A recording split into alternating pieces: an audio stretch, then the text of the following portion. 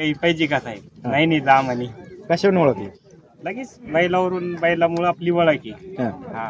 आणि दुसरं जर्किंग वरच होतं, मी गाडीत गरमाट होत होती, हा. शर्ट काढेल होता आणि जर्किंग वर बसेल होता, लगेच ओळखलं त्याने. बरं. म्हणजे प्रत्येक मैदानावर आपल्याला दिसतं की जर्सी घातलेली आहे की कारण आपल्याला ट्रॅफिक पोलीस बी सुद्धा ओळखीती, म्हणजे तर लय मोठं नाव झालं आपलं. लय मोठं नाव झालं. हो, वेगळंच आनंद आहे. लय आता जिथं जाईन तिथं कोणी पण लगेच नाव घेऊन बोलतो.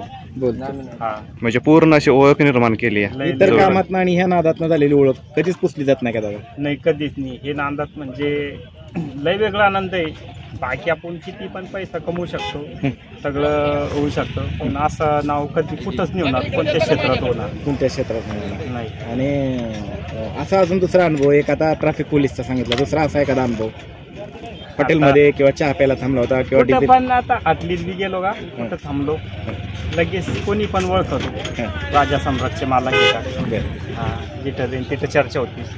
कुठं बी जाऊ द्या, बरेच आता इकडच्या भागात बरेच लांब लांब हिंडतो आम्ही, लगेच गेल्या कोणी पण ओळखतो आणि तिथंच फोटो काढायला ते पण चालू होतं, कोणी पण चालू होतं. काय वाटतं बैलगाडी क्षेत्र जर नसते तर तुम्ही काय केलं? चहा प्यायला थांबलो कुठं बी, लगेच ओळखते राजा सम्राट चिमण्याचे मालक किंवा काय वाटतं? बिल मिल बी सुद्धा घेत नाही कोणी. बरेच जण असे ठिकाणी झालं का रोज द्या, म्हणजे असं बिल बी बरेच जणांना घेतलं नाही, कुठं नाश्ता करायला थांबलो ते. काय वाटतंय बैलगाडी क्षेत्र जर नसतं तर तुम्ही आता काय करत असता?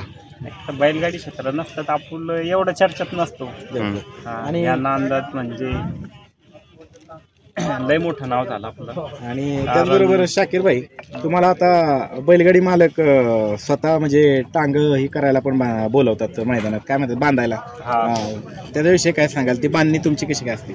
आमची बांधणी आता प्रत्येक जणांची वेगळी वेगळी बांधणी राहते हर भागात. अजिबात टांग अजिबात हालत नाही, छकडी अजिबात हालत नाही. जाम मावळून प्रत्येक मैदानात बांधतो आम्ही, फिट राहते ते सगळं. त्याच्यामुळे ते पण बोलवतात तुम्हाला. हा.